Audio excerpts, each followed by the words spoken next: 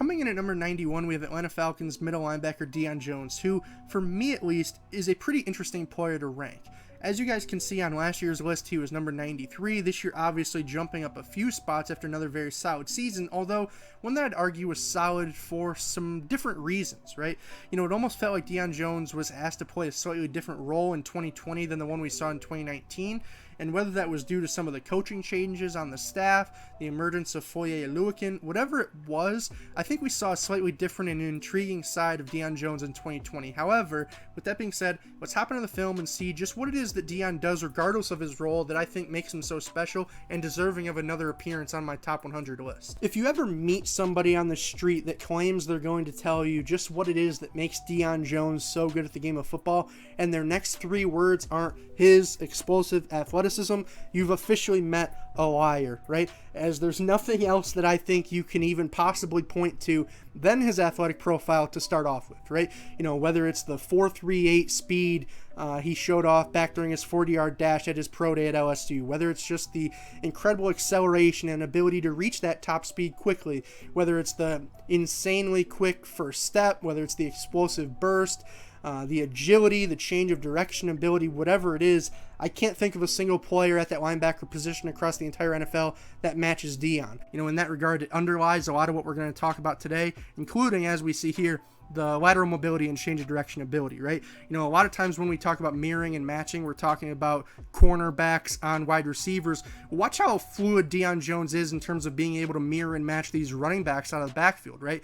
You know, perfectly being able to shuffle back behind the defensive front, waiting for the running back to declare what hole they're going to, and then he just puts a foot in the ground, goes, meets him in it, and brings him down for an easy tackle, right? And that's between the tackles. I would argue he's even more effective outside the tackles, right? If you look up the word sideline to sideline in the dictionary, I doubt you'll find anything, but if you do, it's most certainly going to be a picture of Deion Jones, right? I can almost promise you that, as there's nobody, I would say, at that linebacker position with more range than Deion possesses. And so often it's on these touchdown saving plays where, you know, maybe not this one, but it's the running back trying to get to the edge for a touchdown, and Deion Jones, it's him or bust, right? And in that regard, you know, it's been him on a lot of these touchdown saving plays for the Falcons defense. I also think it's notable to bring up his block shedding, and maybe not in the prototypical fashion, right? I would say it's much less of a sort of technical and strength-based ability for him, more so just active hands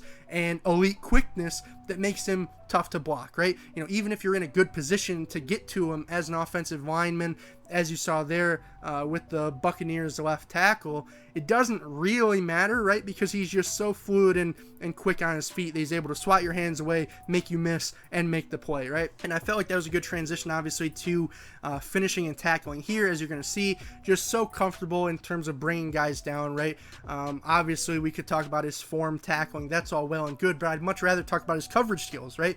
You know, harkening back to last year's video, I said he's one of, if not the best coverage specialist at that linebacker position in the league, and I would say that to an extent that has remained true, right?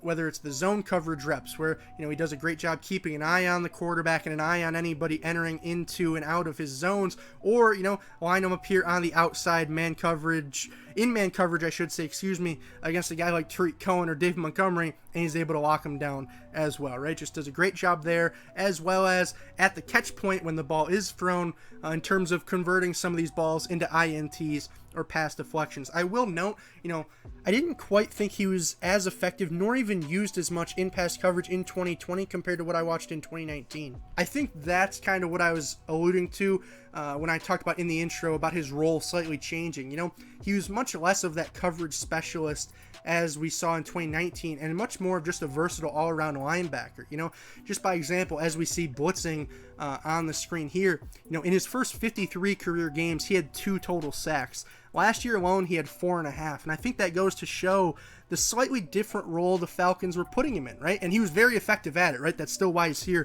and even moved up on my list, but it was just a little bit different for him, right? Because I think that's something that maybe Foye Oluokun, I think that's something maybe the Falcons were working with, right? Where now they had 2 guys who could cover, 2 guys who were comfortable in space. Now we're going to use them each in terms of, increasing their unpredictability, right? Which one's blitzing, which one's dropping back, etc., etc. In that regard, I think that Deion continued to improve and, add more layers to his game. That's why he moved up on the list this year. I think for him to keep jumping up and, potentially make any big gains, he would have to become just more stout at the point of attack. However, given his frame, given what we've seen so far through his career, not necessarily expecting that. So for now, I think this is a pretty good spot for him. But with that being said, if you thought this was a good video from me, make sure you guys leave a thumbs up, leave a comment, leave a subscription, so you're always in the loop with my future videos. But for today, I'm mic'd up, now I'm mic'ing out. Peace, guys. See you next time.